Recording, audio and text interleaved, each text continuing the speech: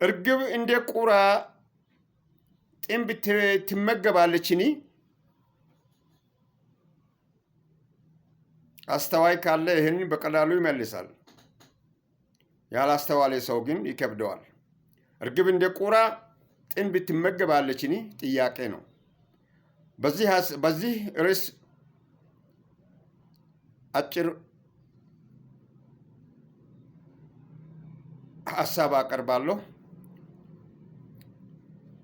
እርግብና ቁራን ልዩነት እናስተውለው። የእርግብና ቁራን ልዩነት በደንብ አድርገን ማሰላሰልና ማወቅ ይገባናል። እርግብ የተለያየ አይነት መልክ የለውም። እርግብ እርግብ ነው። ቁራ ግን ብዙ ነው። የተለያየ አይነት ቁራዎች አሉት። ቁራ ብዙ የተለያየ አይነት ነው። ስማቸው ቁራ ይሁን እንጂ በምስልም ስትመለከቱ የተለያየ መልክ፣ የተለያየ ሁኔታ አፈጣጠር ሆኖ ይታያሉ። የሚያደርጉት ድርጊታቸው ግን ቁራዎች ተመሳሳይነት አላቸው። እርግብ ግን ሁሉም የእርግብ ተግባር አንድ ነው።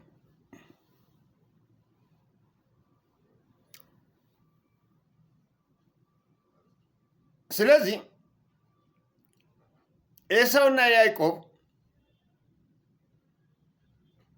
ኤሳውና ያዕቆብ የሚሉትን ከሰው ልጅ ታሪክ ውስጥ መዘን እንውሰድና ኤሳውና ያዕቆብ የአንድ አባት ልጆች ናቸው። ኤሳውና ያዕቆብ መንትያዎች ናቸው። አባታቸውም ይስሐቅ ከአንድ እናት የተወለዱ መንትያዎች ናቸው። ኤሳው ታላቅ ነው ተብሎ የሚጠራው አስቀድሞ ከእናቱ ማኅፀን የወጣ ስለሆነ፣ ያዕቆብ ተከትሎ የመጣ በመሆኑ ታናሽ ተብሎ ይታወቃሉ። የኤሳውና የያዕቆብ እምነት ምንድን ነው የሚመስለው? የኤሳውን ታላቅነት ያዕቆብ እንዴት አጭበርብሮ ሊወስድ ቻለ? ኤሳው እምነት የለውም ወይስ ያዕቆብ እምነት አለው? የኤሳው እምነት ለአባቱ ታዞ እውር ስለነበረ እውሩን አባት ትእዛዝ ተቀብሎ ጫካ እሱ የጠየቀውን ምላሽ ለመስጠት ለአደን ሄዶ እስኪመለስ ድረስ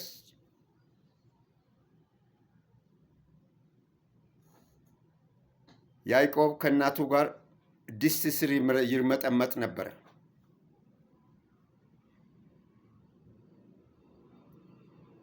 ኤሳው ተርቦ እስኪመለስ ድረስ አዳምና ሔዋንን ያሳሳተው ሰይጣን ሔዋን ውስጥ ገብቶ ነው አዳምን ከገነት ያባረረው። የኤሳውና ያዕቆብ እናት ውስጥ ሰይጣን ገብቶ የአባቱን እውርነት አይቶ አውቆ እናት በፈጠረችው ጥበብና ስልት ያዕቆብ የኤሳውን ታላቅነት ከአባቱ ተመርቆ መውሰድ እንዲችል ከተመረቀም በኋላ ሲመለስ ለማጭበርበር እንዲያመቸው ታላቅነትን ሽጥ፣ ለእኔ ስጠኝ፣ ከተራብክ እኔ አበላሃለሁ፣ ይሄን ምስር ወጥ እሰጥሃለሁ ብሎ አታሎ ራቡ ስለጠናው አባቱን አምኖ የአባቱን ትእዛዝ ለማክበር የሄደው ኤሳው ስለተራበ ለምስር ወጥ ታላቅነቱን ምን ችግር ውሰደው ወስደ ምን ትጠቀማለህ ብሎ እንደ ዋዛ ተመልክቶሽ ሰጠው። አባቱ አስቀድሞ እየተጠራጠረ አንተ እውነት ኤሳው ነህ ወይ ብሎ ሲጠይቅ ያጭበረበረውና ያታለለውን መንገር አልፈልግም። ወሰደ፣ እሱም አጸደቀለት። ስለተራበ ስለተቸገረ። ስለዚህ ጎደሎ እምነት ያለው ያዕቆብ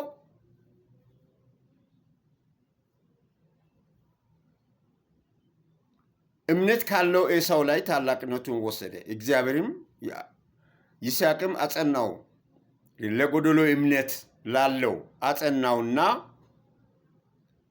ያለውን ታሪክ ከዛ አላልፍም። ይህንን ለማጽናት ዛሬ የሚደረግ አይነት እንቅስቃሴ እርግብና ቁራ እንደ ቁራ ጥንብ የማትበላው እርግብ መካከል ላይ የተፈጠረውን ሁኔታ ለመተንተን ስፈልግ እምነት ያለውና እምነት የጎደለው መካከል ላይ የሚፈጠር ነገር ምን እንደሆነ ለማወቅ በቁራንና እርግብን ለመለየት የምትችሉበት ሁኔታ ለመግለጽ እንደ ቁም ነገር የማቀርበው ምሳሌውም በተግባር በአይን ማየት የምትችሉት መፍረድም የምትችሉትን ነው። እርግብን ፊት አጥብቆ ለተመለከተ ከፊቱ ላይ የሚታየው ነገር አለ።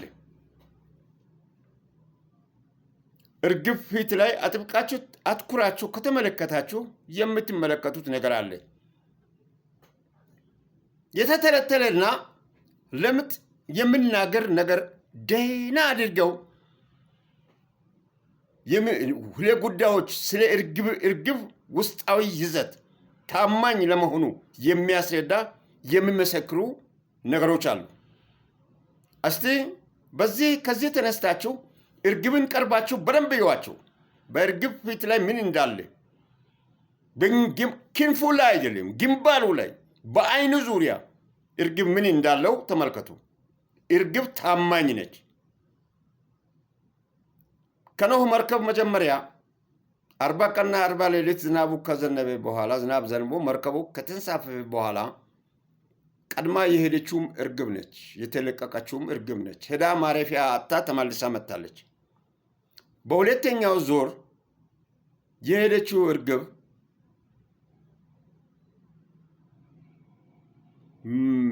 አንዳንድ ሰዎች የእርግብ መልእክተኛ ለምን ትሆናለህ? በዛ ባይርክበት ለምን ትጠፋለህ? ይላሉ።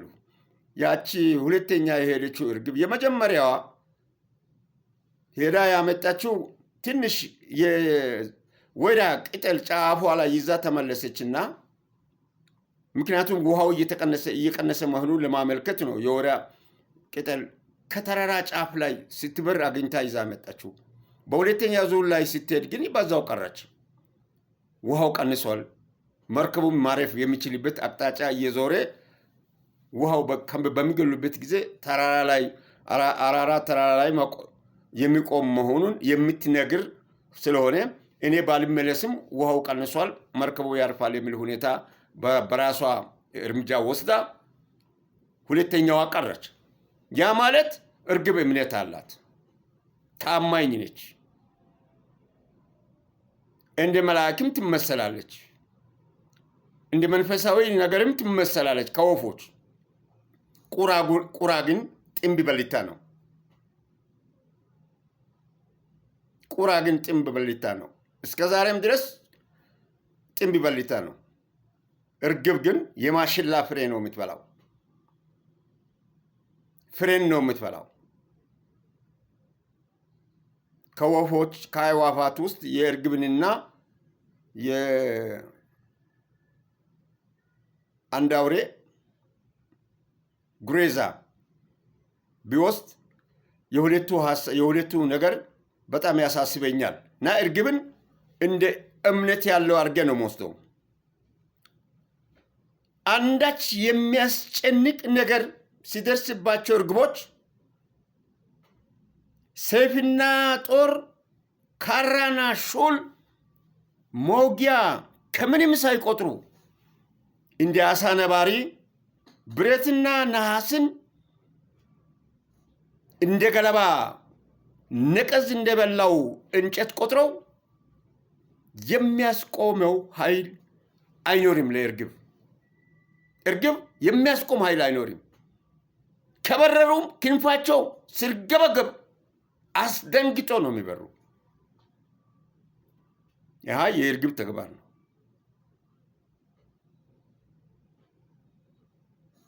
ለምን ቢባል እምነትና እውነት አላቸው እርግቦች። እርግብ እምነትና እውነት አላቸው። የተፈጥሮ ጸጋ እግዚአብሔር የሰጣቸው እምነትና እውነት አላቸው። እምነትና እውነት እንደሌላቸው እንደ ቁራ ራሳቸውን አይሸጡም።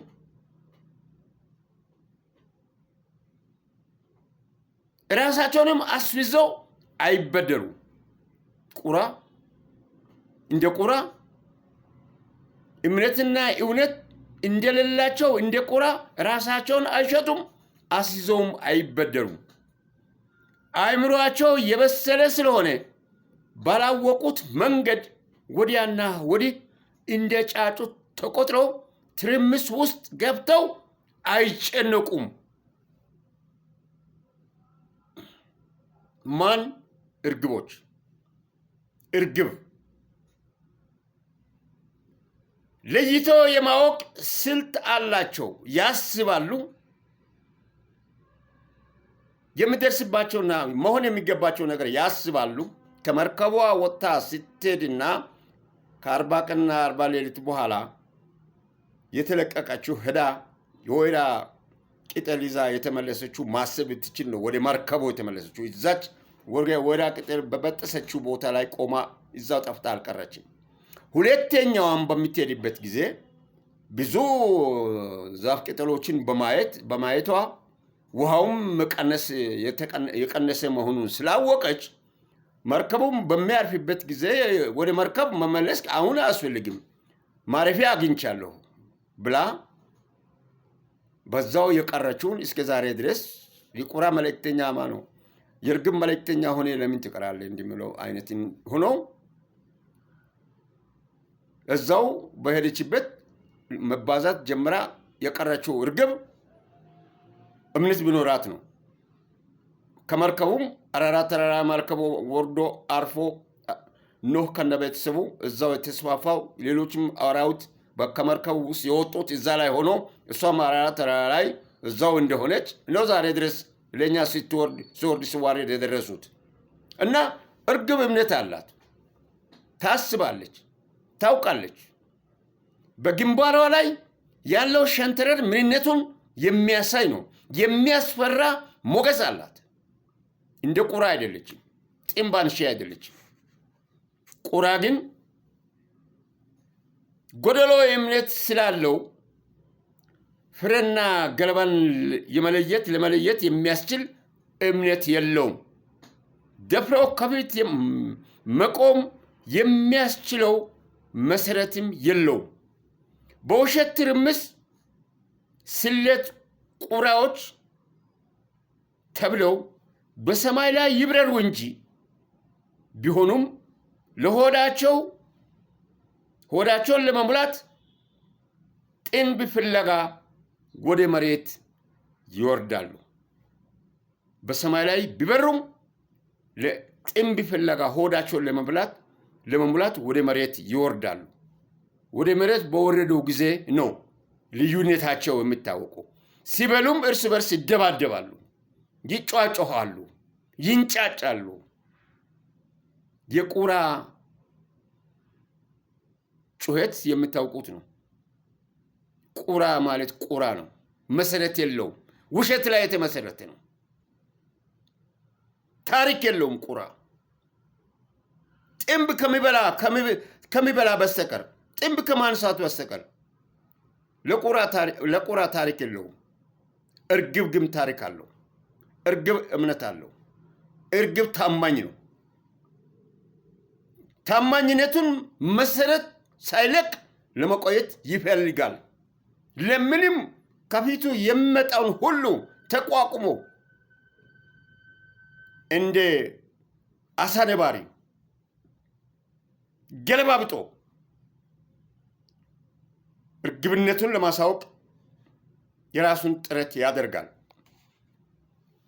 መሰረት አለው፣ እውነትም አለው፣ መሰረትም አለው፣ እውነትም አለው። በውሸት ላይ የተመሰረተ መልእክተኛ አይደለም። እርግብ በውሸት ላይ የተመሰረተ የሚንጫጫ የሚጮህ ቁራ ነው፣ ጢምባንሳው። ስለዚህ በእነዚህ እርግብ እንደ ቁራ ጥንብ ትመገባለችኒ እርግብ እንደ ቁራ ጥንብ ትመገባለችኒ የምትባያለ የተባለው ትመገባለችኒ ብዬ አላልችና አጥብቄ ስናገር ፍሬ ሐሳቡን ወስዳችሁ እርግብና ቁራን ለዩ። ለእርግብ ያለውን የእርግብን ድርሻ አትነፍጉ። እርግብ ጥንብ ስለማትበላ ጥንብ ለመብላት መሬት ላይ ከሚበርበት ለመብረር የሚሞክረው ወርዶ የሚያሳየውን ለእርግብ ቦታ ስጡ። ኤሳውና ያዕቆብንም ያነሳሁት ሁለቱም እምነት የጎደለ እምነትና እምነት ያለውና እምነት የጎደለው ብዬ ያቀረብኩት ምክንያት አለ። እርግብንም ፊት አጥብቀህ ተመልከት ያልኩበት መለያ ስላለው ነው። የእርግብን ፊት አትኩረህ ተመልከት። ትኩረት ሰጥተህ የእርግብን ፊት ተመልከት። ከፊቱ ላይ ምን እንደምትማር